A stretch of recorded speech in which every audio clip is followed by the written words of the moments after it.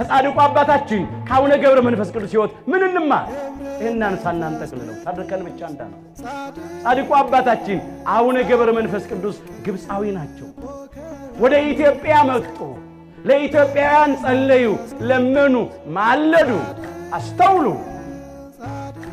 በጻድቁ አባታችን በአቡነ ገብረ መንፈስ ቅዱስ ጎጠኝነት የለም፣ ዘረኝነት የለም። በቆዳ ቀለማቸው ከኛ ጋር አይመስሉ፣ በቋንቋቸው ከኛ ጋር አይመሳሰሉ። ነገር ግን በሃይማኖት አንድ ነን። ይሄ ነው ትልቁ ምስጢር። እሳቸው ደግሞ በሃይማኖት አንድ ለሆኑት ለኦርቶዶክስ ተዋሕዶ ልጆች ብቻ አይደለም የለመኑት፣ የጸለዩት፣ የማለዱት ኢትዮጵያውያንን በሙሉ ማርልኝ ብለው ነው። የቋንቋ የጾታ ልዩነት ሳያደርጉ፣ የሃይማኖት ልዩነት ሳያደርጉ ለሰው ሁሉ ማለዱ፣ ጸለዩ። ለኢትዮጵያውያን በሙሉ ጸለዩ፣ ማለዱ። ኢትዮጵያውያን ግብፃዊው አቡነ ገብረ መንፈስ ቅዱስ ስለ ኢትዮጵያውያን ሲለምኑ እኛ ዛሬ ምን እያደረግን ነው ያለነው? ራሳችንን መጠየቅ ያስፈልገናል። ኢትዮጵያዊውን አሳልፎ እየሰጠው አይደል እንዴ? ለሞት፣ ለመከራ፣ ለስደት አሳልፎ እየሰጠ አይደል እንዴ? በዚያ ዘመን የነበሩ ኢትዮጵያውያን አባቶቻችን፣ እናቶቻችን አቡነ ገብረ መንፈስ ቅዱስን ተቀበሉ።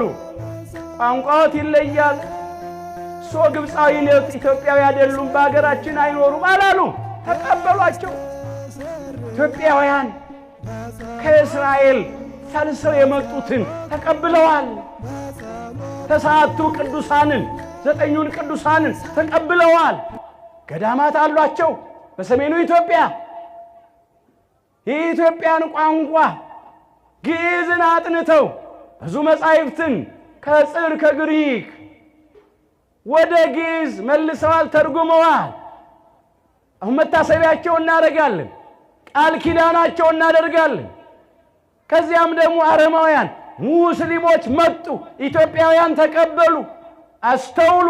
በሃይማኖት የማይመስሏቸውን ሙስሊሞችን እንኳን ተቀበሉ። ቤታቸውን ከፍተው ቤት የእግዚአብሔር ነው ግቡ አሉ። ቤት ያፈራውን ብለው የሚበላ የሚጠጣ አቀረቡ። ተንበርክከው አደግድገው የእንግዶችን እግር አጠቡ። መኝታቸውን ለቀው እንግዶቹን አስተኙ። ርስት አካፈሏቸው። ኑሩ፣ ይሄም ሀገራችሁ ነው አሉ። መጽሐፋቸው ላይ እኮ ተጽፏል፣ ሙስሊሞቹ መጽሐፍ ላይ። ዛሬ ኢትዮጵያውያን የት ነው ያለነው? እንዴት እየሆንን ነው?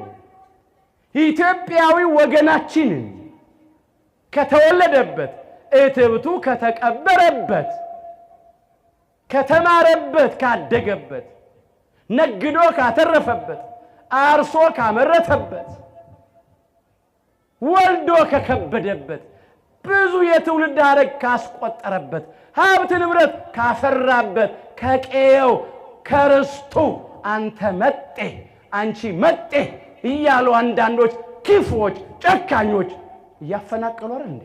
እነኝም እኮ ኢትዮጵያውያን ናቸው። እጅግ ያሳዝናል። እግዚአብሔር የጻድቃን የሰማዕታት የቅዱሳን በረከታቸው ለዘላለም በሁላችን ላይ አድሮ ይኖር።